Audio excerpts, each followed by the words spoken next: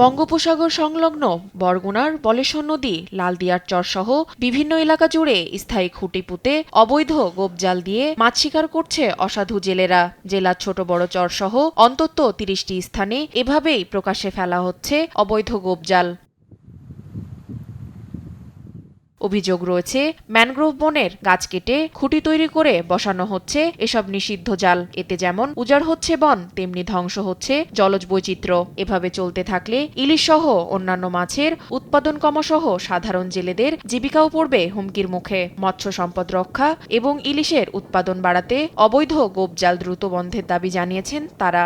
গোপজালের যে পরিস্থিতি, তাতে যদি আরেক বছর থাকে তো এই দেশের মানুষের শুধু পানি দেখবে, মাছ থাকবে না।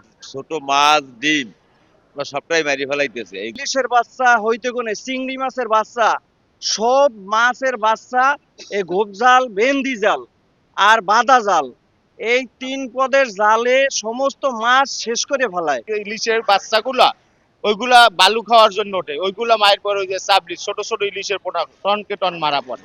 গোপজাল থাকলে এই দেশে মাছ থাকবে না, মাছ শূন্য হয়ে যাবে। জেলেদের সামনে রেখে এটার পিছনে এক ধরনের রাঘব বোয়ালরা এটার সুবিধা নিচ্ছে। আইনশৃঙ্খলা বাহিনী, যৌথ বাহিনী বলেন, সবাই এই সাথে যুক্ত। নিষিদ্ধ জাল বন্ধে বেগ পেতে হচ্ছে জানিয়ে শীঘ্রই অভিযান জোরদার করার আশ্বাস দেন মৎস্য বিভাগ।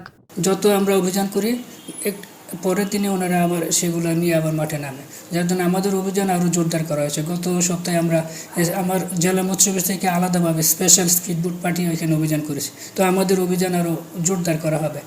অবৈধ জাল ও অসাধু ব্যবসায়ীদের রুখতে মৎস্য ও বন বিভাগ দ্রুত কার্যকর ব্যবস্থা নিবে, এমনটাই প্রত্যাশা ভুক্তভোগী জেলেদের। তাসফিয়া ইসলাম, নিউজ ডেস্ক, দেশ টিভি।